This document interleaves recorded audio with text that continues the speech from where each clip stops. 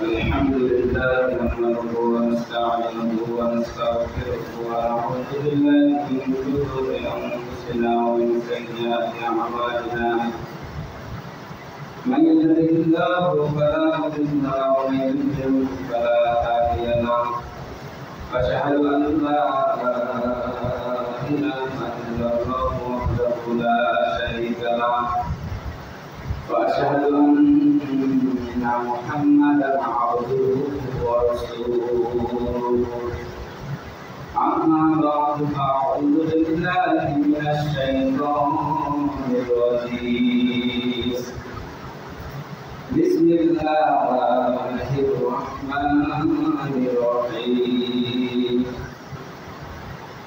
لن ينال الله ظهورها ولا دماؤها ولكن يناله التقوى منكم كذلك سخرها لكم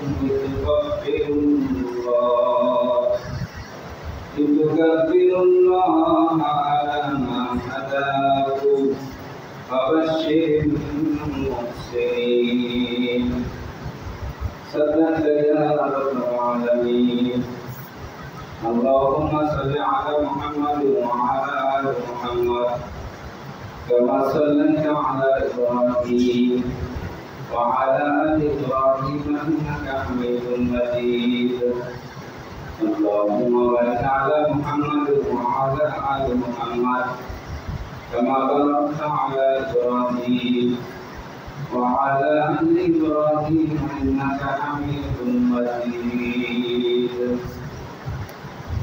الحمد لله মুসল্লিয়ান কিরাম আপনারা সকলে কেমন আছেন? আলহামদুলিল্লাহ। আজকে হজের মাস, পবিত্র জিলহজ মাসের দ্বিতীয় জুমা। আজকে এই জুমার আলোচনার বিষয় কোরবানি ও ঈদুল আযহা সম্পর্কিত কিছু কথা কোরআন হাদিস থেকে আমরা শুনব এবং বাস্তব জীবনে তা আমল করার চেষ্টা করব ইনশাআল্লাহ।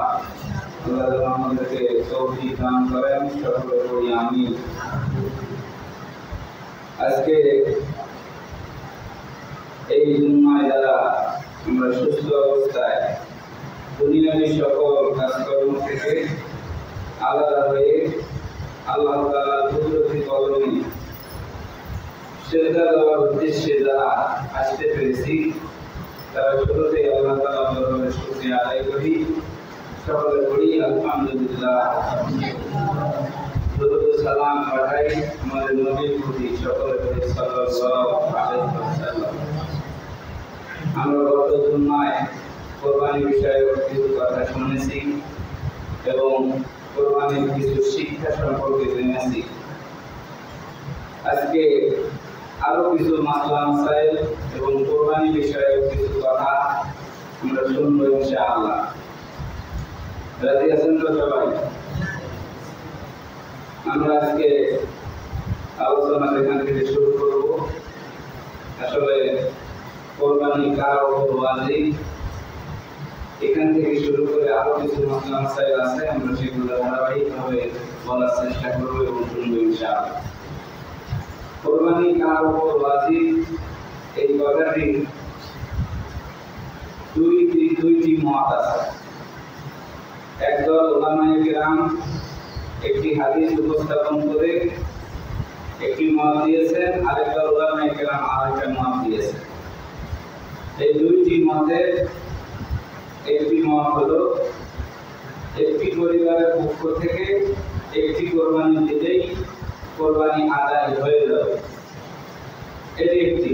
তাদের দলিল হলো সুনানে আবু দাউদের হাসান পর্যায়ের একটি হাদিস, মেহনাব ইবনে সুলাইম রাদিয়াল্লাহু আনহু থেকে বর্ণিত। তিনি একদা এই 9 জিলহজ আরাফার দিনে রাসূল সাল্লাল্লাহু আলাইহি ওয়াসাল্লামকে জিজ্ঞেস করলেন, আমরা কোরবানিগুলো কিভাবে দেব, কিভাবে কার পক্ষ থেকে দেব? তখন নবী উত্তরে বলেছিলেন যে একটি পরিবারের পক্ষ থেকে একটি কোরবানি দিলেই হয়ে যাবে। সেটি যেমন একটি পরিবারের 4 জন কি 5 জন ভাই আছে, আছে না এমন? আবার বাবাও জীবিত আছে, সেক্ষেত্রে বাবার একটা ভাগ হয়, বাকি 5টা ভাই 5টা ভাগ হয়। এমনটা না করে যদি বলা যায় যে ভাই এবং বাবা সবাই মিলে যেহেতু একটা পরিবার, সেহেতু সবাই 10,000 করে টাকা দিবে, কিন্তু কোরবানিটা হবে শুধুমাত্র বাবার পক্ষ থেকে। শুধুমাত্র বাবার পক্ষ থেকে যদি কোরবানি হয় এবং বাকি 5 ভাই যারা আছে তারা যদি বাবাকে কিছু টাকা দিয়ে সহযোগিতা করে, সেক্ষেত্রে ওই পরিবারের পক্ষ থেকে একটি গরু কোরবানি দিলেই পরিবারের কোরবানি কি হবে? আদায় হয়ে যাবে। এটা একটা মত। দ্বিতীয় মত হলো আল্লাহর নবী বলছেন, এটা সুনান ইবনে মাজাহ সহিহ হাদিস। এই হাদিসে আল্লাহর নবী বলছেন, যে ব্যক্তি সামর্থ্য থাকার পরেও কোরবানি দিল না, সে যেন ঈদগাহে না আসে, ঈদের মাঠে যেন না আসে। এই কথা থেকে বোঝা যায় যে পরিবারের পক্ষ থেকে একটা দেওয়া হবে। আগের হাদিসে আমরা শুনলাম, এই হাদিসে বলা আছে যে যারাই সামর্থ্যবান, মানে যে ব্যক্তি ইনকাম করতে পারে, আয় করতে পারে, যার ক্ষমতা আছে কোরবানির টাকা দেওয়া, সে প্রত্যেকেই তাদের প্রত্যেকের পক্ষ থেকে একটি করে কোরবানি দিতে হবে। সুবহানাল্লাহ। এটাই হলো ইমাম আবু হানিফার মত। এইটাই আমরা বর্তমান কি করি? আমল করি। দুইটা মতে আমল করা যায়, কিন্তু দ্বিতীয়টি বেশি প্রসিদ্ধ। আমরা পরিবারের পক্ষ থেকে যিনি সামর্থ্যবান, যার আয় করার ক্ষমতা আছে, যিনি কামাই করে, এই ব্যক্তি সবাই যাই আপনার কামাই করতে পারে, ইনকাম করতে পারে, সবাই সবার পক্ষ থেকে একটি করে দেবে। তবে আমরা অতি আবেগী হয়ে আমরা এমন কাজ কিছু কিছু করি, যেমন বাবা ইনকাম করে না, এখন মুরব্বী মানুষ আছে না, নাই? বাবা বয়স্ক, এখন সন্তান ইনকাম করে, সন্তান টাকা দিছে, দিয়ে কোরবানি দিলে বলতেছে এটা আমার বাপের পক্ষ থেকে কোরবানি। কিন্তু এই হাদিস অনুযায়ী বলা আছে কি, সামর্থ্যবান যে তার পক্ষ থেকে কি দিতে হবে। এখানে বাবার প্রতি ভালোবাসা দেখাইতে গিয়ে বাবার নামটা দেওয়া হয়, যে বাবার নামে কোরবানি হোক। এইটি ওলামায়ে কেরাম নিষেধ করেছেন এবং বলেছেন যে না, এটা ঠিক হবে না। যিনি ইনকাম করেন, কোরবানিতে তার পক্ষ থেকে কি হইতে হবে। বাবা বাবার সম্মানের জায়গায় আছে, কোরবানি দেওয়ার পর সন্তানের সবের অংশ কি বাবা পাবে না? সেখান থেকে গোস্ত কি বাবা খাবে না? সব ঠিক আছে। আমরা এই এতটুকুর মধ্যে এই আলোচনাটা আমরা বুঝতে পারলাম যে যার সামর্থ্য আছে তার পক্ষ থেকেই কোরবানি হবে।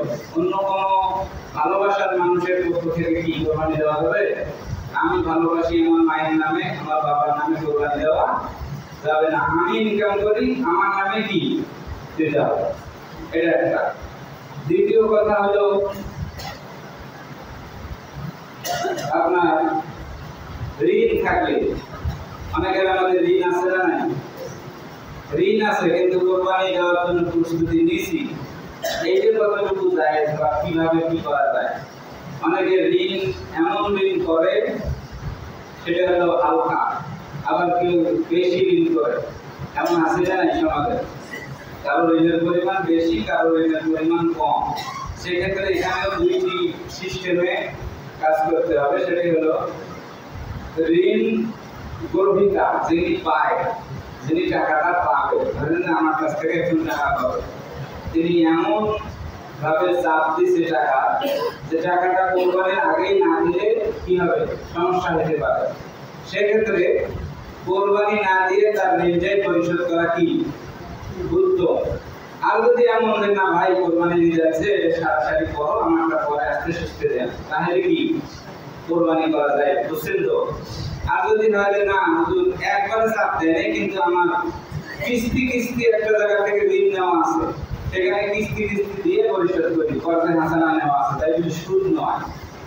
এক জায়গায় ঋণ আছে কিন্তু আমার প্রতি মাসে 5,000 করে দেওয়া লাগে, সেক্ষেত্রে কোনো বাধ্যবাধকতা নাই, আপনি কোরবানি দিবেন, ওটাও আস্তে আস্তে কি পরিশোধ করবেন। এই ক্ষেত্রে খেয়াল রাখা লাগবে যিনি টাকা পায় তিনি আসলে খুব চাপ দিচ্ছে কিনা।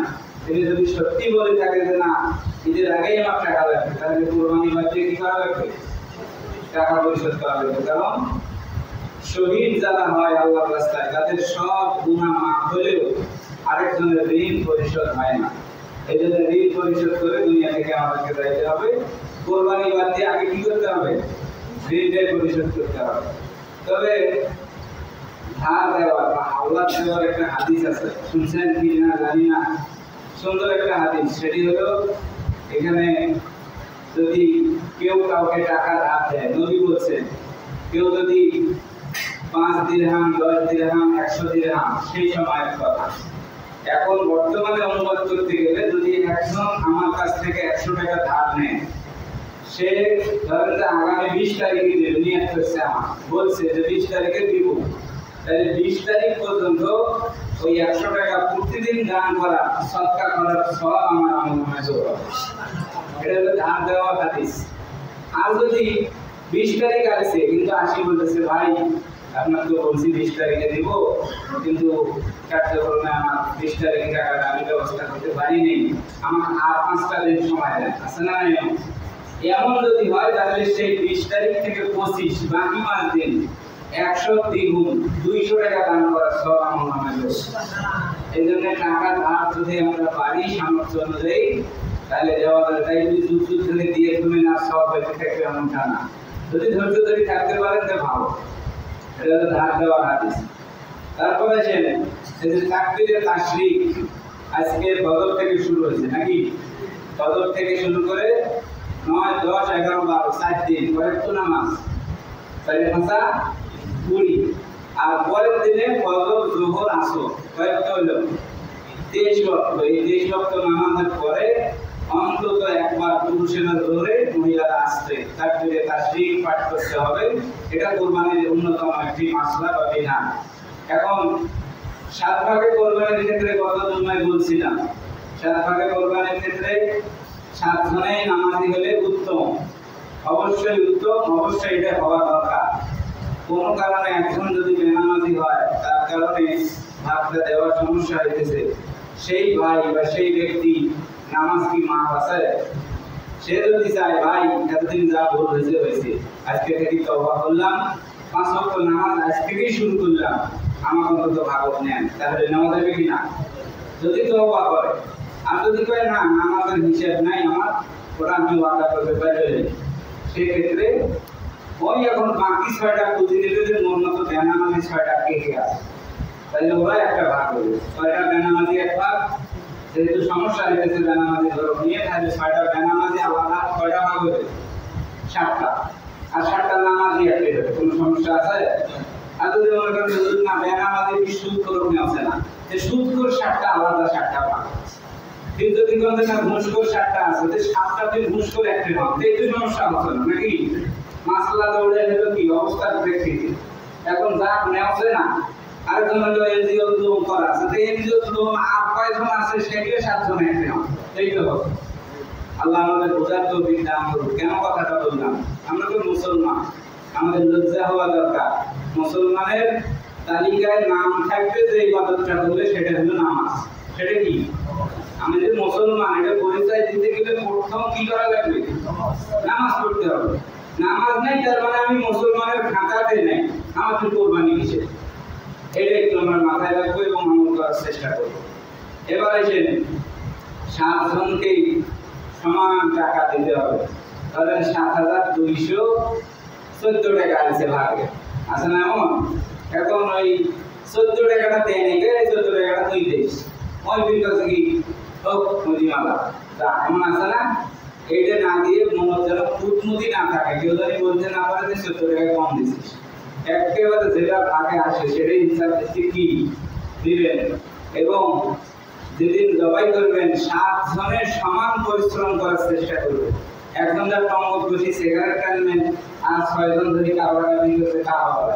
একজন জব করে দিয়ে ভাত খাওয়া গেছে, নাই আবার খাবো, বস্তু ফুটে বাসা শেষ, ওই চোখ মুছতে মুছতে আসি করছে কি খুব জ্বর আছে, মাথা ব্যথা, কিন্তু আরেকজন বগল বগল করছে, হ্যাঁ ভাত দিবে শেষে যাকে দিন করছে, মাকে কি মাথা রক্ত তৈরি হইলো কিনা, ওইখানে একটা রেশারেশি হইলো, এর উপর ওই সন্তুষ্ট নয়, ওর উপর ওই সন্তুষ্ট নয়।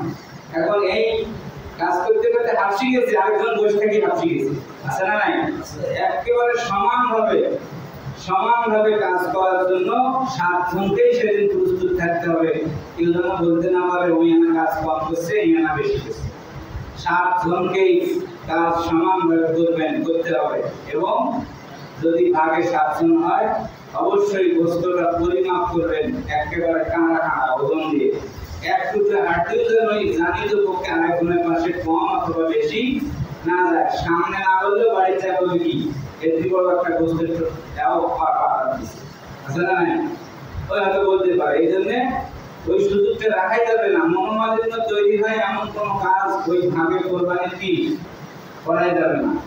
এবার আসেন আমরা কোরবানির দিনে কোরবানির পশু শোয়ানোর পর কোরবানির পশু জবাই করার জন্য শোয়াইছি। কোন পাশ করে শোয়া লাগে? কোন পাশ করি? উত্তর দক্ষিণ করি। উত্তর দক্ষিণ করি? কোন পাশে? পশ্চিম পাশে। আর এই গলাটা কোন পাশে থাকা লাগবে? উত্তর পাশে। গলা দক্ষিণ পাশে।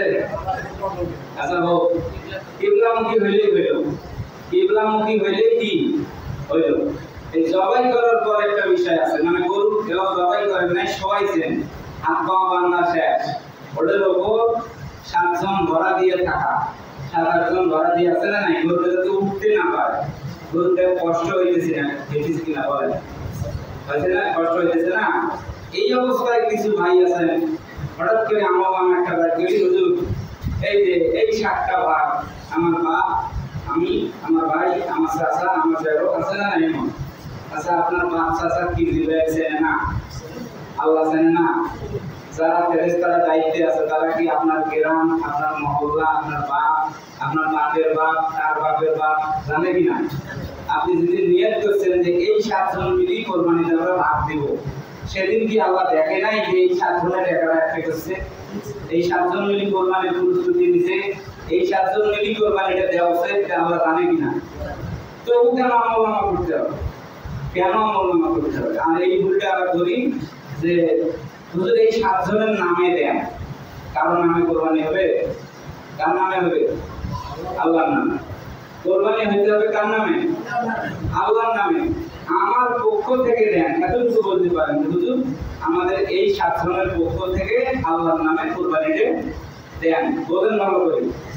আমাদের পক্ষ থেকে কার নামে? আমাদের নামে বলা যাবে? অনেকে বের করে বলা যাবে যে আমার বাবার নামে, চাচার নামে, জারোর নামে, এই কয়টার নামে দেন, এটা বলা যাবে। এখন কথা হলো এমনটা কি আমরা বলবো যে গরু কষ্ট পাইতেছে, শোয়াইছেন, বান্ধিছেন, ধরা দিয়ে আছেন, এই অবস্থায় আমলনামা করাটা ঠিক হবে না? যত দ্রুত জবাই করবেন তত দ্রুত কি ভালো হবে। এই জন্য ওইটা যদি করতেই চান যে হুজুর হ্যাঁ আমার নাম লেখা আছে আগে থেকে, আগে জানি হুজুরের হাতে দেবেন, সেটা আমি হোক আপনি হোক আগে দেবেন। উনি দেখি নাম বলে হয়তো আপনাদের দেখি নেবে, দেখি এনাদের পক্ষ থেকে টাকা বললাম বিল্লাহ আমিন করুন, এইভাবে বলি তিনি জবাই করে দিবেন যে আল্লাহ এনাদের সবার পক্ষ থেকে, আমাদের পক্ষ থেকে আপনার নামে কোরবানিটা আল্লাহ কবুল করে, এইভাবে দেওয়া লাগে। এটা একটু মাথায় রাখবেন। তারপর পশুর সামনে অন্য পশু জবাই করবেন না। একটা গরু জবাই করছেন, আরেকটা কানি ওটি শোধাচ্ছেন, পরে সামনে। আচ্ছা ওরা কি বোঝে না? গরু বাস্তব বোঝে কিনা? ছাগল বোঝে কিনা? ওদের তো কি একটা ইয়ে আছে, মানে ওনারাও যে জীব, ওরাও যে পশু, ওরাও যে জন্তু, এটা আপনাদের মাথায় রাখতে হবে যে একটা পশুর সামনে যেন আরেকটা পশু কি না করি, জবাই না করি। পশু শোয়া রাখি, হঠাৎ করে দেখা গেল ছুরির দাম নাই, পরে আপনাকে একটা ছুরি শোকাচ্ছে, আসে না নাই এমন? পশুটাকে বান্ধি রাখছে একটা গাছের সাথে, পরে আপনাকে আসে কি করতেছে, ছুরি শোকাচ্ছে। এটাও দুঃখজনক, এগুলো কাজ করবেন না।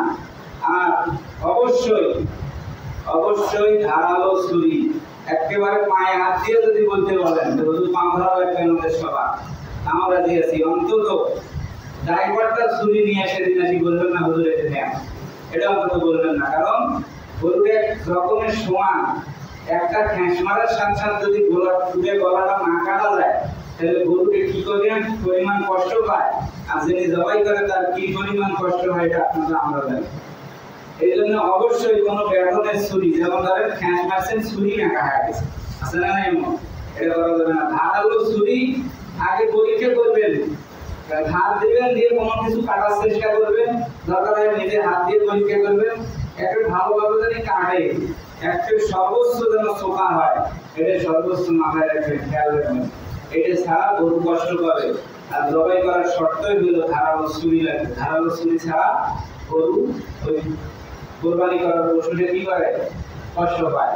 অনেক সময় আমি দেখছি যে যে গরু যে ছোট চাকু, এটা দিয়ে মুরগি জব করা হবে কোন রকম, ওটা আমি দিয়ে কথা নেয়, অথচ যে আনিয়ে ফেলাছে চামড়াটা 1 ইঞ্চি মোটা, এই এই এই ছোলা দিয়ে কি এই গরু জবাই হবে কোন, এটা একটু মাথায় রাখবেন। তারপর আমার কিছু কিছু ভাই আছে এমন, ওখান থেকে গরু জবাই করে দিয়ে ইমাম সাহেব মানে সাইল, এই এখন দেরি হয়ে যাচ্ছে, কিসের নিয়ে আছে গরু সাইজ করবে, আছে না এমন, এরকম দেরি হয়ে যাচ্ছে, গরুর এখনো জীবন যায় নাই, এই গলার খোঁচা ঘুমতে আছে ইচ্ছে তারে, ঠিক আছে, এখনো জীবন যায় নাই, ওকে গরুর ঘুঁটি মারি ফেলাচ্ছে, ঠিক দেখবেন এখনো জীবনটা যায় নাই ঠিক মতো, তার পায়ের রক কাটি যাচ্ছে, হাতের রক কাটি যাচ্ছে, একবার গলা থেকে পেট পর্যন্ত ছিঁড়ে যাচ্ছে, আছে না এমন। খবরদার একটু ধৈর্য ধরবেন, যেন গরুটা কি হয়, পশুটা যেন কি হয়, পুরোপুরি জীবনটা যায়, তারপরে আপনি ওগুলো করেন। খবরদার ওই ইমাম সাহেব বা মুয়াজ্জিন সাহেব বা আলেম যখন কোরবানি করে দিবেন, গরু মারা যাওয়া পর্যন্ত কেউ ওই গরুতে আর চাকু লাগানোর কোনো বিধান নাই, এটা একটু মাথায় রাখবেন। তারপরে আপনার গোশত কত ভাগ করবেন, কিভাবে বন্টন করবেন, আমরা সবাই জানি 3 ভাগ করা মুস্তাহাব। 3 ভাগ করা কি মুস্তাহাব, 3 ভাগ করলে মুস্তাহাব আমল ইবাদত হবে। তবে সূরা হজের 28 নম্বর আয়াতের একবারে শেষে আছে যে তোমরা সেখান থেকে নিজেরা খাও এবং অভাবগ্রস্ত দুস্থদেরকে কিছু দাও। এই কথাটা সূরা হজের কয় নম্বর আয়াতে আছে, 28 নম্বর আয়াত, বাড়িতে দেখবেন এখানে আছে যে তোমরা নিজেরা খাও এবং গরিব দুঃখীকে দাও। সেক্ষেত্রে 3 ভাগ যদি করা হয়, 3 ভাগ করে দেওয়া এর আগে থেকে আমরা জানি, এটা সমাজে আছে না নাই, কিন্তু কোনো কারণে যদি মনে করেন যে আমার ঈদের 2 দিন কি 3 দিন পর বাড়িতে একটা বড় অনুষ্ঠান হবে, আমি এক টুকরাও কাউকে দিতে পারবো না, পুরোটাই আমি রাখবো, তবু কোরবানির সমস্যা হবে না, আপনার দেওয়া কোরবানির কোনো সমস্যা হবে না, কিন্তু গরিব দুঃখীরা আপনার এই কোরবানির গোশত থাকি কি হলো, বঞ্চিত হলো। কারণ আপনি যদি তাদেরকে দিয়ে খায়া মনটা তৃপ্তি পান, তাহলে দিয়ে খাবেন, আর যদি বলেন না এক টুকরাও কাউকে দিব না তবু আমি নিজে খাবো, তাহলে কি হবে, ওই না দিয়ে নিজে খাওয়াটা কি হইল। কিন্তু আমাদের উচিত সবাইকে দিয়ে দিয়ে কি করা, খাওয়া। তবে একটা বিষয় মাথায় রাখা লাগবে যে কোরবানি দাতা যদি স্বাবলম্বী হয়, সে মাসে সপ্তাহে প্রায় গরুর গোশত খায়, ভালো ভালো খায়, সেক্ষেত্রে তিনি চেষ্টা করবেন যেন একটু বেশি করে মানুষকে দিতে পারে। আর এমন গরিব মানুষ আছে না যে তারা মাসে ওই হয়তো 6 মাস আগে গরুর গোশত আনি খাইছে, 3 মাস আগে আনি খাইছে, এখন কোরবানি দিবে এই আশায় আছে যে কোরবানি দিলে তো সবগুলো ঘরে খাওয়া হবে, এই আশায় আর গরুর গোশত কিনে নাই, এমন আছে না নাই, গরিব মানুষ আছে না নাই। সেক্ষেত্রে তিনি চাইলে যে আমার বাড়িতে একটু 2-3টে বাচ্চা কাচ্চা আছে, আমি তাদেরকে নিয়ে একটু বেশি সময় ধরে কোরবানির গোশতটা খাইতে চাই, সেক্ষেত্রে তিনি একটু পরিবারের জন্য বেশি পরিমাণে রাখি, অন্য দরিদ্রদের মাঝে কম পরিমাণ বিতরণ করবে, ঠিক আছে না নাই। এইটা হলো আপনারা একটু নিজেরাই বিবেক করবেন যে আমি আসলে আমার পরিবারকে খাওয়াইতে পারি কিনা, যদি পারেন যে মানুষকে বেশি দিবেন, আর যদি পরিবারকে কম খাওয়াইতে পারেন তো মানুষকে কম দিয়ে বাড়িতে একটু কি করবেন, বেশি করে রাখবেন। তবে 1 ভাগ আত্মীয় স্বজন, 1 ভাগ গরিব দুঃখী, 1 ভাগ নিজে, এটা নিয়ম আমরা জানি কিনা। কারণ আপনারা আত্মীয় স্বজনকে যদি দেন, সেক্ষেত্রে যদি পারস্পরিক সম্পর্ক ভালো থাকে দিবেন, কোনো ক্ষেত্রে যদি কারণ আত্মীয় স্বজন দিতে পারবো না, গরিব দুঃখীকে 1 ভাগ দিব, আমি 1 ভাগ খাবো, কোনো সমস্যা নেই, বুঝছেন তো। তারপর আছেন সমাজে একটা ভাগ আছে, এখানেও আছে কিনা জানি না, যে প্রত্যেকের গোশত থাকি একটা ভাগ সমাজে নিয়ে রাখা হয়, সেখান থেকে পুরো গ্রামবাসী অভাবী যারা আছে তাদেরকে দেওয়া হয়, আছে না নাই। এটা যদি করা হয় ভালো, তাহলে সবার খাটাখাটনিটা এক জায়গা হবে এবং ওই এক পোয়া করে দেওয়া আছে, এখান থেকে সবাই বেশি পরিমাণে গোস্তটা পাইবে, এটা একটা। আর যদি কেউ বলে না আমি আমার এক ভাগ সমাজে দেব না, আমার এই সমাজের বাইরে আরেক জায়গায় 5টা গরিব মানুষের কি আছে, আমার আত্মীয় আছে, সেই 5 জনকে আমি দিব, এই সমাজে এই ভাগটা আমি দিব না, সেটা একান্ত তার ইখতিয়ার, তার কাছে জোর করা যাবে, জোর করা যাবে না। তবে যদি কেউ মনে করে সবাই দিতেছে তা আমি দেই, সেক্ষেত্রে কোনো সমস্যা নেই। তারপরে এসেন কোরবানি করছেন, কোরবানি করা কি, কোরবানি করা কি বলেন, ওয়াজিব। জোহরের নামাজ পড়া কি। এখন এমন কিছু আল্লাহর ওলি আছি, কোরবানির গরু গোশত কাটতে গিয়ে জোহর কাটা আছে না নাই, কোরবানির গরু গোশত উঠে বাছা করতে গিয়ে আমি আর জোহরের নামাজ জামাতে পড়তে পারি নাই, পরে একাই পড়বো সেটাও পারি নাই, আসরে আজান দিতে থেকে উঠতে আছে না নাই, এমন এইটা খবরদার করবেন না। টক করি রক্ত গোশত চর্বি গায়ে আছে, হাতে ধরছে, সব ঠিক আছে, শুধু যায় একটু পরিষ্কার করি উজুকে করি নামাজ পড়তে কি কোনো সমস্যা হবে, গায়ে রক্ত না লাগলেই হলো, কাপড়টা রক্ত লাগছে একটু খুলি দিয়ে ভালো কাপড় পরি নামাজটা পড়ি, আবার ওই কাপড় পরে আসি গোশত তুলে বাঁচা করেন, কোনো সমস্যা আছে, এটা মাথায় রাখবেন। আরেকটা, কোরবানির 7 জনে ভাগ দিচ্ছেন, এখন 7 জনের 7টা পুরুষ মানুষ আছেন, ওই পরিবারগুলোতে 2-1টা যুবতী মা বোন থাকতে পারে কিনা, মহিলারা থাকতে পারে কিনা। এখন আপনারে ভাই আপনারে ভাবি দেওর ভাবি সব একাকার হয়া কোরবানির পশু মনে করেন যে ভাবি দেওর চাষি জেলাই যুবতী মেয়ে ছেলে সব একটা হয়া কোরবানির গরুর গোশত তুলে বাছা করতেছে, এটা মনে হয় খরচ, এটা কি আরাম, এটা কি এখানে ব্যাপারটা কোনো মেয়ে থাকতে পারবে না, কারণ কোরবানি দেওয়া ওয়াজিব, পর্দা করা কি, আপনার বউকে পর্দায় রাখা আপনার জন্য ফরজ আর কোরবানি দেওয়া আপনার জন্য ওয়াজিব, তাহলে কোনটা বেশি। আমার বউ কেন কোরবানির গরুর গোশতের কাছে আসি, ওই হাত তুলে পুরুষ মানুষের সাথে হাসি তামাশা করবে, গোশত উঠে বাছা করবে, কেন একটা দিন 7 জন মিলে একটা গরু উঠবে দিচ্ছেন তবু পারবেন না কেন, ওখানে মহিলা মানুষের দরকার কি, মহিলা মানুষ ঘুরি নিয়ে ওই পাখি কানসির যায় যেগুলো করা সেগুলো করবে, ঠিক আছে না নাই, এগুলো একটু মাথায় রাখবেন, পর্দার যেন কোনো খেলাপ না হয়। তারপর আছে মাথা এবং ভুঁড়ি এবং হাড় যেগুলো আছে, অনেকে এগুলো খুঁজে বাছা করার ভয়তে পায়, ওখানে তুই নিস, ঠিক আছে না নাই, গোস্ত করা নিয়ে গেলে ওখানে তুই নিস, আবার কেউ কয় না ওখানে আমার দরকার আছে, এটাও 3 ভাগ করবে, কি করবেন 3 ভাগ না, 6 ভাগ অংশীদার আছে, 6 ভাগ, ওটাও কি ভুঁড়িটাও ওই 6 ভাগ করবেন, মাথাটাও 6 ভাগ করবেন, হোক একটু দেরি, সমস্যা আছে। কেউ জানি বাড়িতে বলতে না পারে আমার ছেলেমান মগজ না আনতে খাইলে হয়, এই ব্যাগ দিয়ে লাগাটা আছে সেখানে ছাড়িয়ে আছে না নাই, এমন কয়েকদিন না বলেন, মায়েরা অনেক সময় বলে মগজের এখানে টুকলে খাইলেও তো পাইও হয়, ওদের শরীর না খাইলে অথবা আমার বুড়ে দাঁত আছে খাইলে হয়, আছে না নাই, খবরদার জন্য বলতে না পারে যে মগজ খাইয়েছিস কেন, যেখানে পাবেন সম্পূর্ণ সঠিকভাবে নিয়ে তারপর কি যাবেন। এবারে যে অংশীদারের মাঝে হিসাব ভিত্তিক বন্টন, যেটা মাপে পরিমাপ করে দেওয়ার কথা বললাম, সুন্দরভাবে দেবে। তারপর গরিবদের অংশ, যেটা সমাজে জমা করাই বলেন আর আপনি নিয়ে গেছেন নিজ দায়িত্বে, গরিবদের যেটা অংশ আছে খুব দ্রুত পৌঁছে দেবেন, কারণ গরিবরা আপনি দেওয়ার পরে যে রান্না হবে তারপর কি খাবে।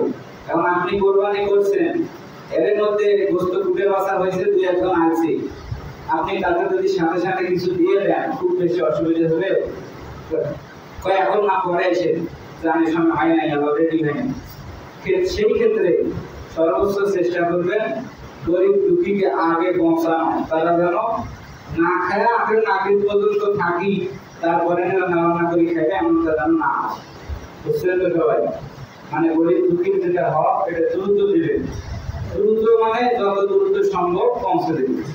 তারপর সমাজে একবারে বাড়ায় করতে পারে ওই আর কি, তাতেই যত দ্রুত পারেন দিবেন, এখানে জমা করার পরে যত দ্রুত পারেন দিবেন।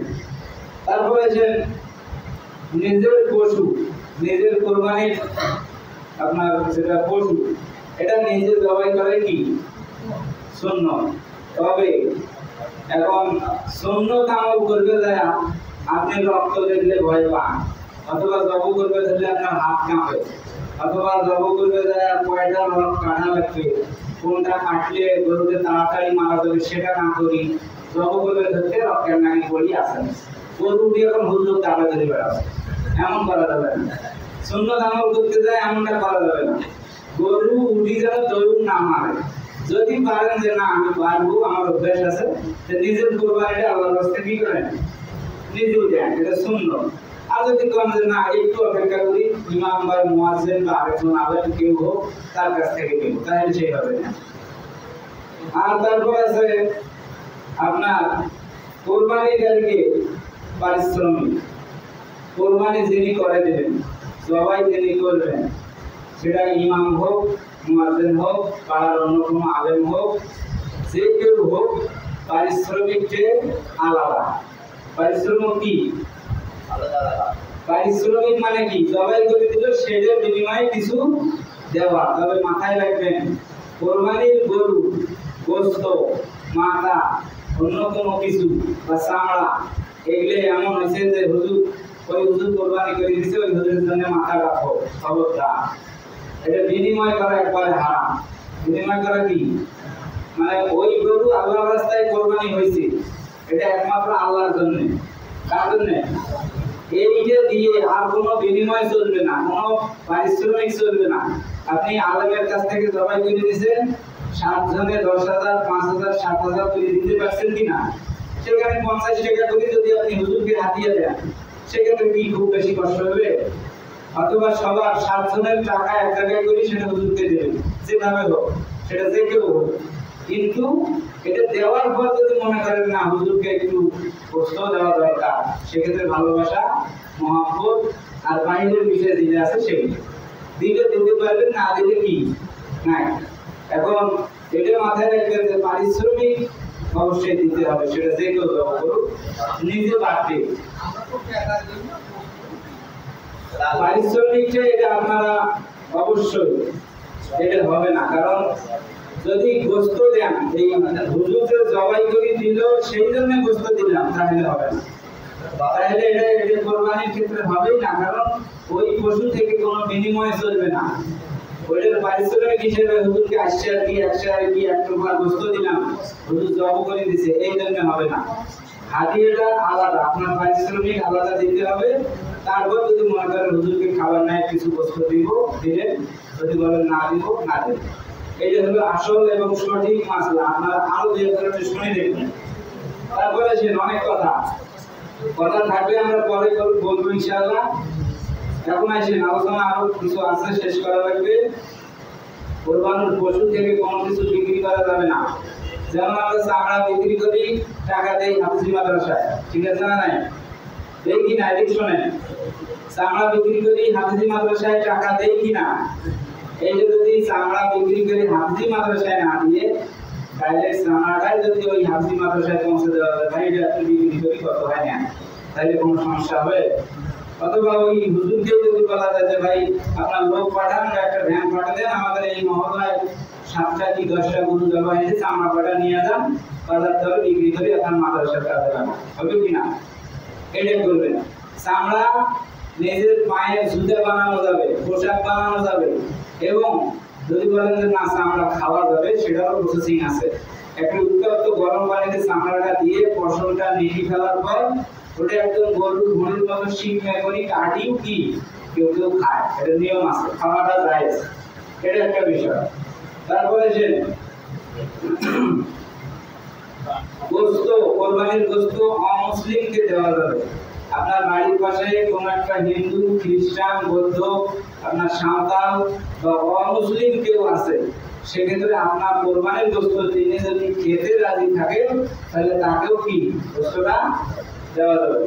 তারপরে সে 3 দিনের সে গোশত রাখি খাওয়া যাবে কিনা? 3 দিনের সে বেশি দিন গোশত রাখি খাওয়া যাবে না, এমন কথা আমাদের সমাজে প্রচলিত আছে না? যে 3 দিনের বেশি কোরবানির গোশত খাওয়া যায় না, আছে না? এমন না, এটা ঠিক না।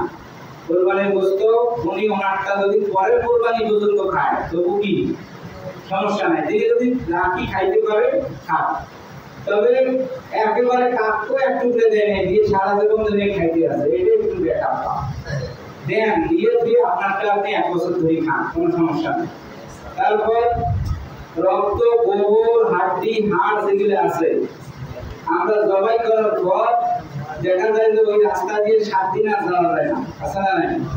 ওই রাস্তার পাশে গোবর ফেলাইছি, ওই রাস্তায় রক্তগুলো ওই রকম আছে, এই সাবানের হাড্ডি বলেন ওগুলো রাস্তায় পড়িয়েছে, সাইকেল ধরে নাকে দিয়ে উঠে পড়িয়েছে, এগুলো আছে না এই রাস্তায়?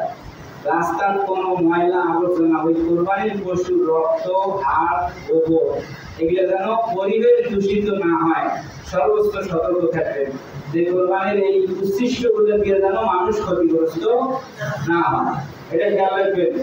কোরবানির পশুর কি কি হারাম? কোরবানির পশুকে তো সবগুলোই খাওয়া যাবে, কি কি হারাম? কোরবানির রক্ত জবাই করার পর যে রক্তটা বের হয় এটা খাওয়া কি হারাম। তারপর অন্ডকোষ, তারপর আপনার রগ, মাংস গ্রন্থি, আপনার চর্বি এবং গোশতের মাঝখানে যে রগ থাকে এই রগগুলো খাওয়া যাবে না। তারপর মূত্রথলি, পুরুষ এবং নারী উভয়, আপনার গাভী যদি হয় আপনার ষাঁড় গরু যদি হয় দুইজনের মূত্রথলি আছে না নাই, এগুলো খাওয়া যাবে না, এগুলো আপনারা জানেন। তারপর পিত্ত, নারী এবং আপনার ষাঁড় এবং গাভীর এটা হলো প্রস্রাবের রাস্তা, এগুলো খাওয়া যাবে না, এগুলো হারাম, এগুলো একেবারেই হারাম। তারপরে যে সুন্দর একটা সূক্ষ্ম মশলা, গরু কেনার জন্য রাস্তায় একজন যাইতেছে, বিক্রি করার জন্য একজন ধরে যাইতেছে, আছে না নাই? এমন রাস্তার দেখা, আরে তোমার বাড়িতে এই গরু আছে ভাই, জানি নেই, কত চাচ্ছেন? এত, কত দাম করছে? আরে এত দেই, ওটি দাম করে নেওয়া হয় কিনা? রাস্তায় যদি নেওয়া হয় কোনো লেখাই কোনো হাড়ের ইজারা কিছু লাগে লাগে? রাস্তায় যদি নেওয়া হয় ওই পর্যন্তই শেষ, যাও গরু বাড়ি নিয়ে যদি আমরা সময় করে টাকা দিয়ে নিয়ে আসি, আছে না নাই? কিন্তু হাটত গেছেন, হাটত দেখছেন, দুই সাইডে দেখি শুনি গরু কেনার এবং বেচার একটা জায়গা তৈরি করছে কি হাটের কমিটি, হাটের ইজারাদার যিনি হাট ডাকি দিয়েছে তারা কমিটিতে, তারা সেদিন লেখার জন্য চেয়ার টেবিল নিয়ে বসছিল, মোড়ে মোড়ে লোকও রাখছে যে কে লেখাই না দিয়ে নিয়ে যায় ধরা পেলে ফাইন, আছে না নাই?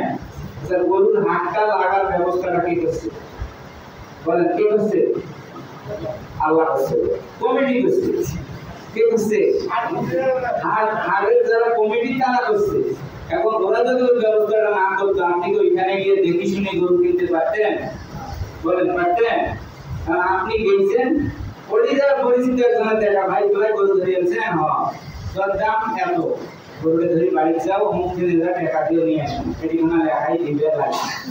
এমন পণ্ডিত আছে না? এই বিষয়ে আল্লাহর রাস্তে হাট কমিটি খুঁজে যায় লেখাই টাকাটা দিয়েছেন, কোরবানি শুনলাম আল্লাহর রাস্তে যদি পরিচিত হাট কমিটি থাকে, ভাই চুপ করে গরুটা কেনা বেচা করছি, পুরোটা না দিলেও যে 200 নে, তাও কোনো আপত্তি খুশি না, এটা আমাদের তার কাছে বলতে হবে। এখনো যদি কম যে না হুজুর কিনা বেচা এইভাবেই করছি, তার দেখায় না, কারণ হাট ডিউটি হাটের কমিটির লেখায় টাকা যাই ফাঁকি দিবেন, তার কোরবানি প্রশ্নবিদ্ধ, তার কোরবানিটা প্রশ্নবিদ্ধ, কারণ আপনি ওইখানে যায়ানি এই গরুগুলো দেখার সুযোগ পাইছেন, কেনার সুযোগ পাইছেন, বেচার সুযোগ পাইছেন, ওরা ওই ব্যবস্থা না করলে আপনি পাইতেন না, ওরাও একটা হক আছে, এটা মাথায় রাখবেন, এটা একটু মাথায় রাখবেন।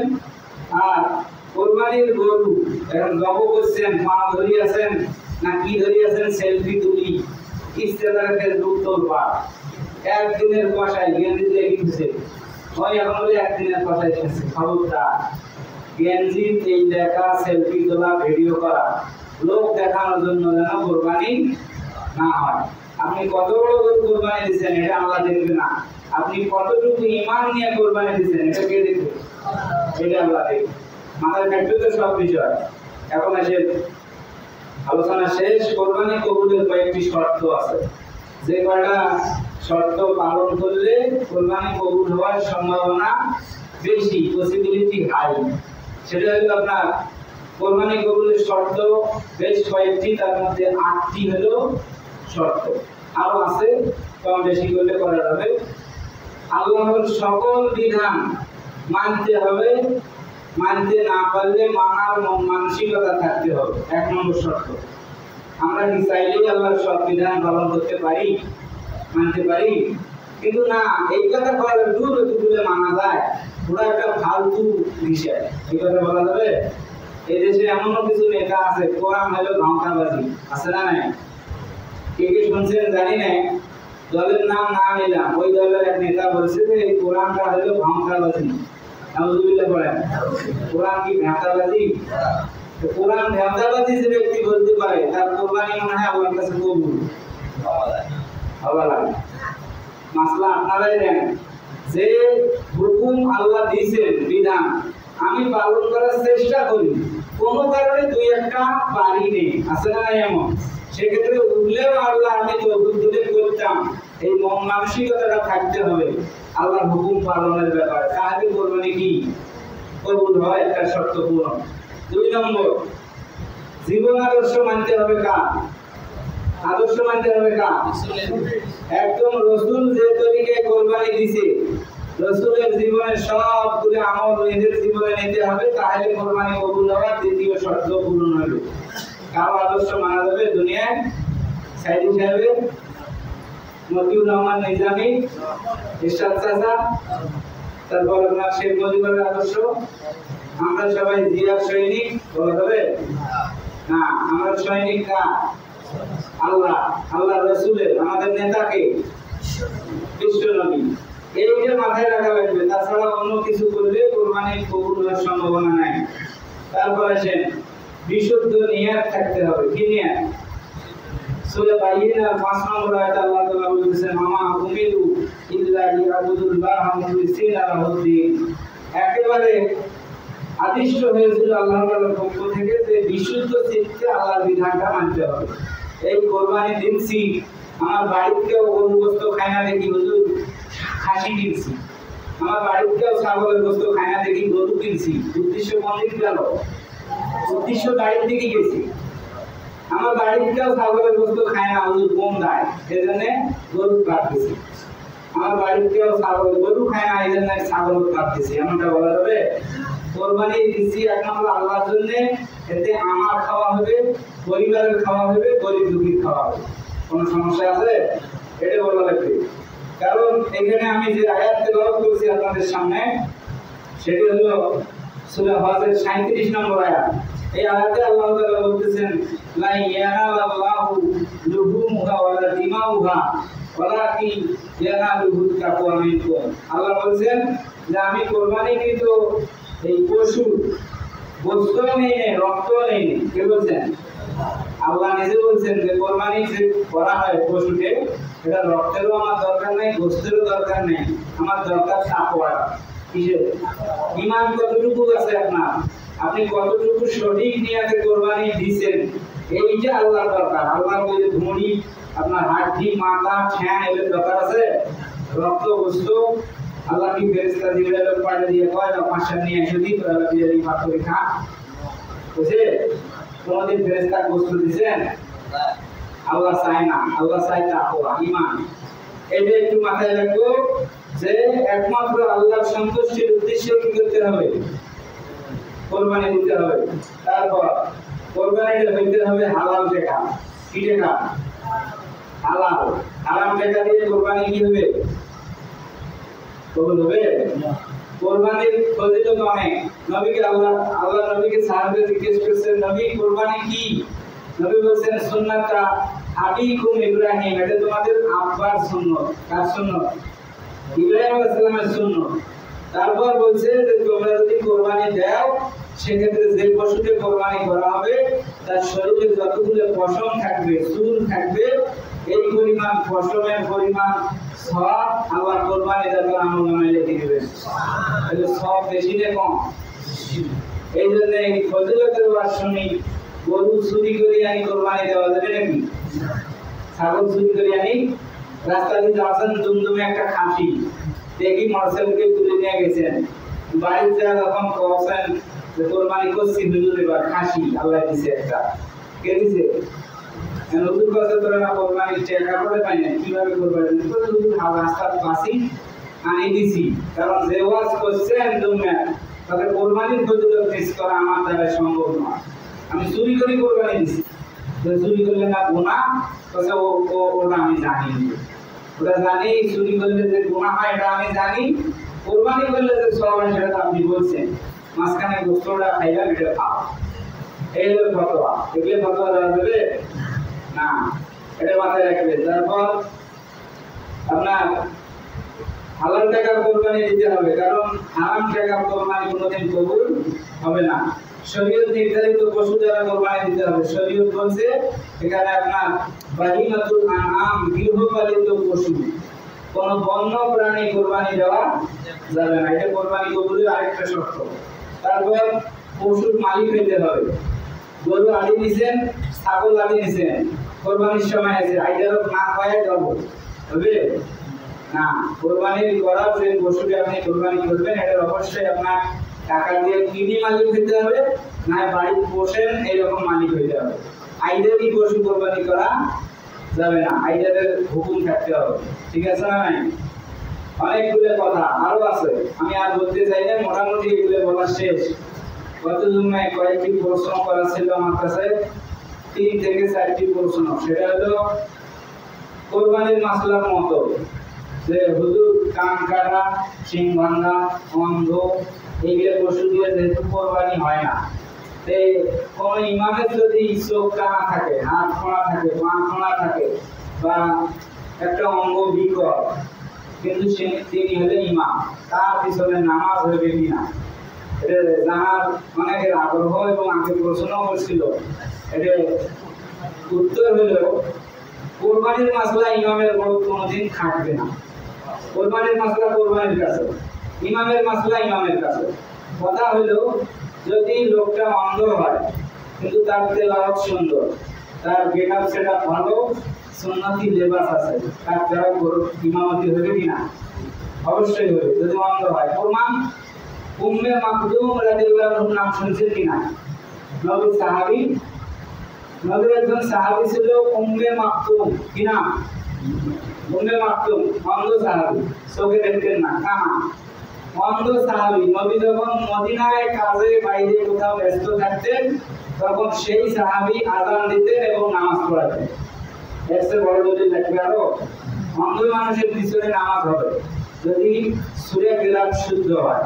তবে হ্যাঁ, তিনি পঙ্গু মানুষ, উঠে বসে করতে নাড়ি দিয়ে ঢোকা দিয়ে উঠে বসে করতে লাগে, সেক্ষেত্রে কষ্ট হয়ে যায়। তাকে ইমাম হিসেবে স্থায়ী নিয়োগ দেওয়ার দরকার নাই, সে ঠেকা সারা 2-1 দিন পড়াইতে পারে।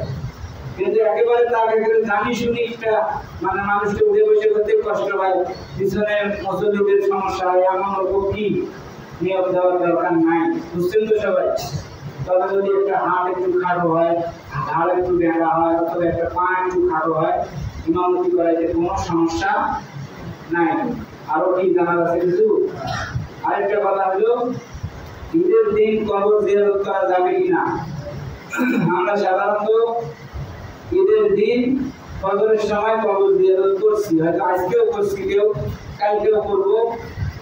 নিয়ম হলো, উচিত হলো, কোন সহিহ হাদিসে এমন নাই যে ঈদের দিনে আল্লাহর নবী জিয়ারত করতে বলছে। তবে বাবা মাকে নিয়ে বেঁচে থাকা অবস্থায় আমরা ঈদ করছি, ঈদ অনুষ্ঠান, বাড়ির খুশি আনন্দ সব করছি। আজকে বাবা নাই, আজকে মা নাই, আজকে ভাই নাই, আমাদের এই খুশির মুহূর্তে ঈদের দিনে তাদের কথা আমাদের মনে হতেই পারে, স্বাভাবিক হতে পারে কিনা। সেক্ষেত্রে আপনি যদি মনে করেন আজকে ঈদের দিন, আজকে আব্বার কথা খুব মনে পড়তেছে, আব্বার থাকলে একসাথে ঈদের নামাজ পড়তে যাইতাম, কোরবানি করতাম, তা আল্লাহর কাছে একটু তার জন্য দোয়া করতে যাবেন, জিয়ারত করতে যাবেন, করতে পারবেন। তবে এটা দেখবেন নিয়ম করি ঈদের দিন আসতে আর তার কবর জিয়ারত করা লাগবে এমনটা না।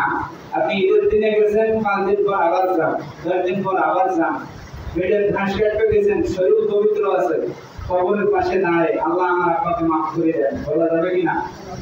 কোনো সমস্যা নাই। একেবারে জিয়ারত করার কোনো টাইম টেবিল নাই। এই জন্য ঈদের দিনে জিয়ারত করতেই হবে এমন কোনো বিধান নাই। কেউ যদি মনে করেন আমার আব্বার কথা খুব মনে পড়তেছে, তাহলে গিয়ে জিয়ারত করেন, কোনো সমস্যা।